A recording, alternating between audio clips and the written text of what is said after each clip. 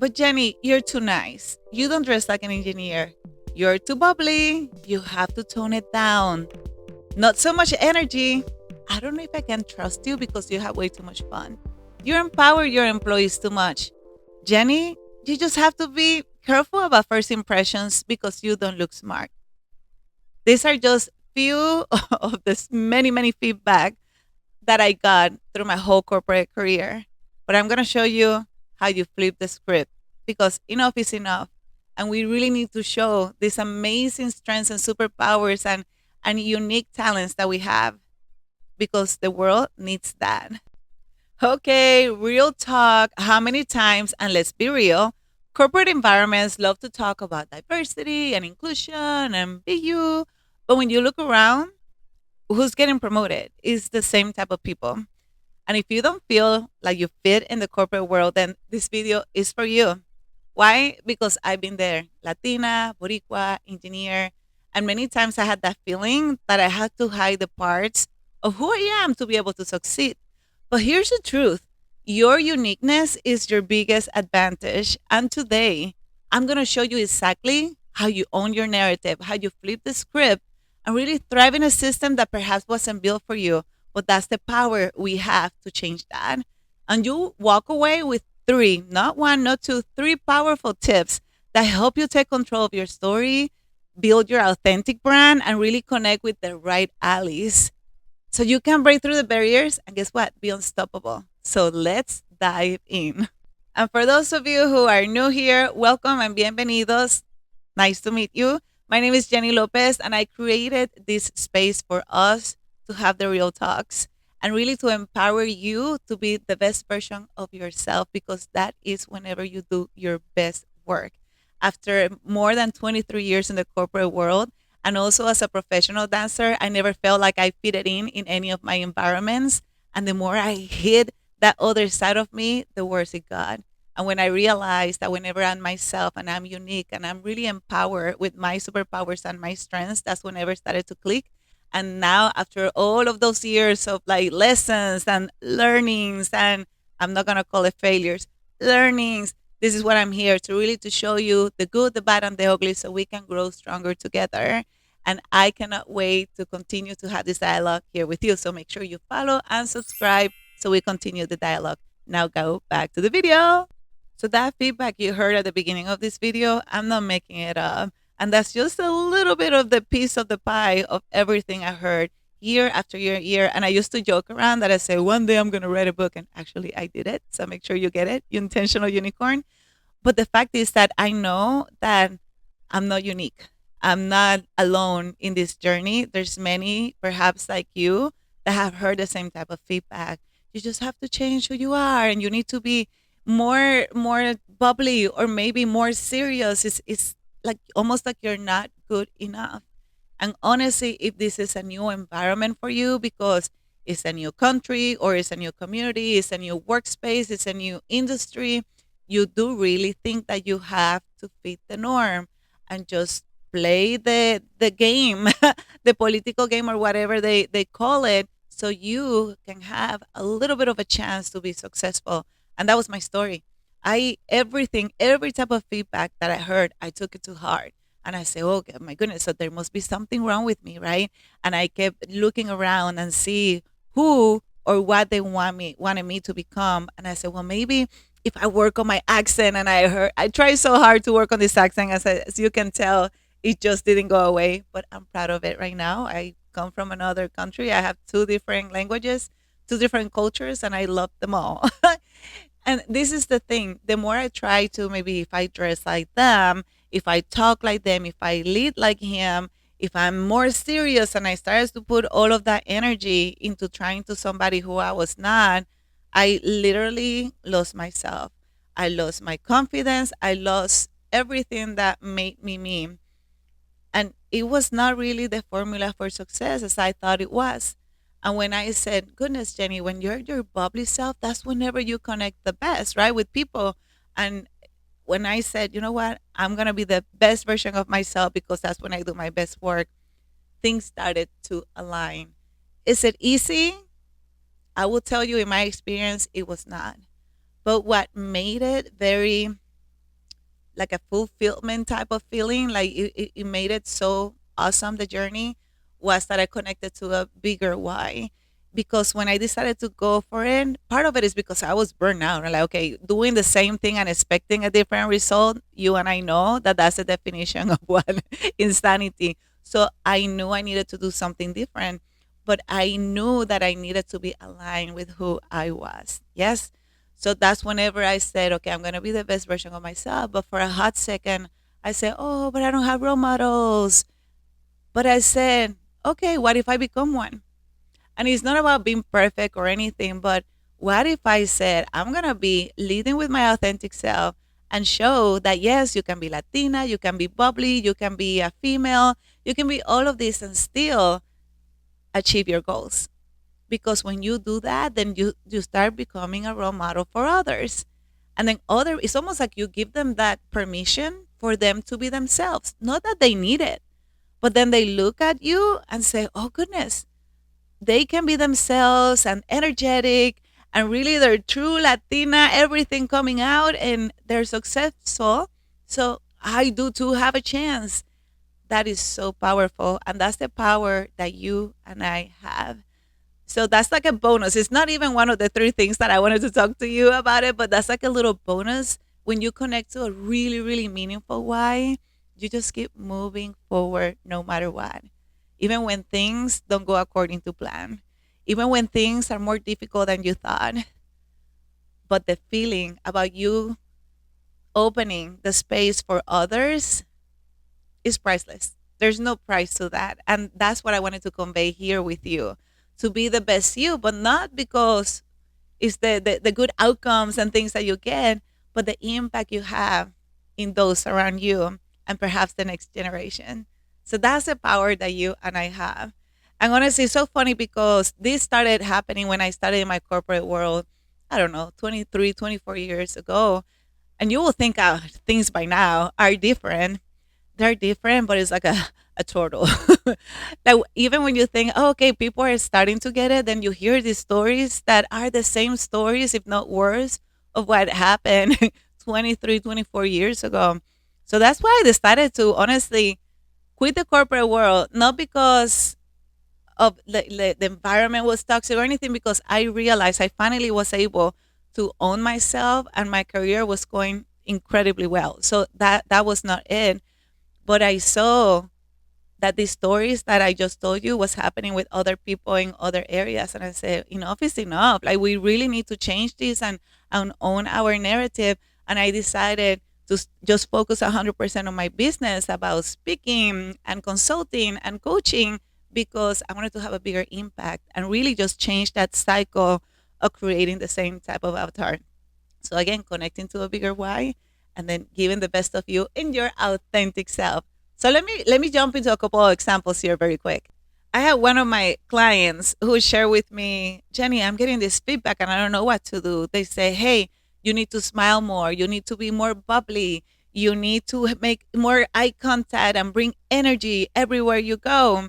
But that's not me. And I started laughing, not at her, of course, laughing at the situation because I said, oh my goodness, 20 years ago, they told me to be the opposite. I needed to be more serious, more command and control, and don't be nice, and do all of this, like not so bubbliness, not so much energy. And we both started laughing. We're in two different industries, but it's funny how they coach you to be this person who you are not, right? So we started talking about it and I said, I don't know what to do. I don't know what to do. And now I know that the power is really the advice. Number one that I wanted to tell you is that you own your narrative. You own your narrative. Nobody else does it for you. You own your narrative. What do I mean by that? When people say, oh, Jenny, you're too nice. Before, like maybe younger Jenny will be, ooh, there must be something wrong with me. I need to change. I cannot be nice because they don't like it. But now I own my narrative. And when people say, oh, Jenny, you're too nice, I say, you know what? It's not that I'm too nice, it's that I care. And that makes me such a powerful, inclusive leader. And that's been the magic and my superpower of how I have been able to transform all of these organizations in manufacturing and quality, in the business, and in HR, human resources. See, I own the narrative. And then people are like, oh, so don't, people are really fast at jumping to conclusions and judgment. I think that's just like normal nature, right? But don't let them connect the dots for you. You connect the dots for them, right? Same thing at some point in my career, especially when I was in manufacturing. I spent 17 years in manufacturing. I did move quite a bit from one one network to another, human health and then animal health and different functions. And I remember a big, powerful leader at that point who said, Jenny, you're just lost. Like, I don't know. Like, what's your ambition? What's your career? You're all over the place. That's what he said. And what's your home? And I said, no, actually, I've been very strategic because now I have experience in every single network in both industries right now in your company. And I have this cross functional experience that makes me such a wonderful and powerful leader. And obviously, I had the learning agility because I was able to do all of those roles very successful and learn them.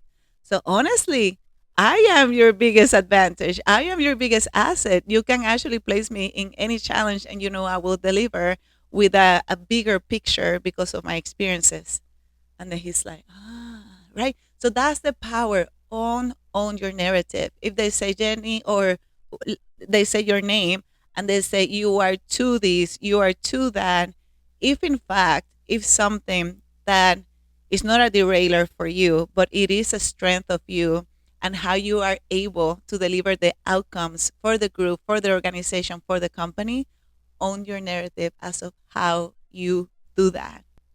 I'll give you one more example just because I'm so passionate about this, but I just wanted to give you some different things on how you can really, instead of being a victim of the circumstance, you really is how you respond strategically, but in a way that is more empowering to whatever is happening for you, not to you.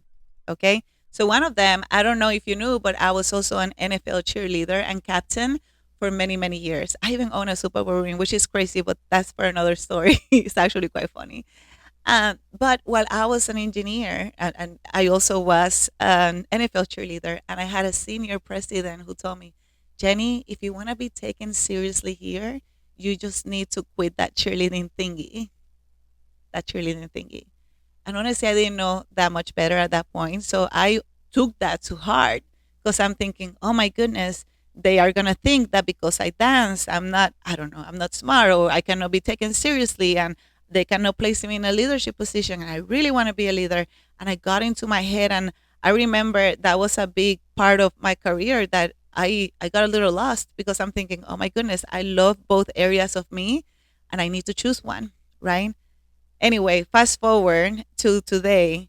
I wish I can go into one like time capsule and go back to that day and then go back to that leader and say, huh, have you ever wondered how I even made the team and how that looks like?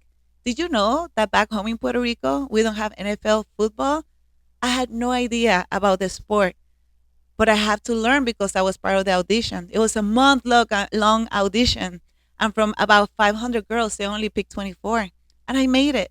And not only I made it, I have to study and work on my craft. I made it to captain.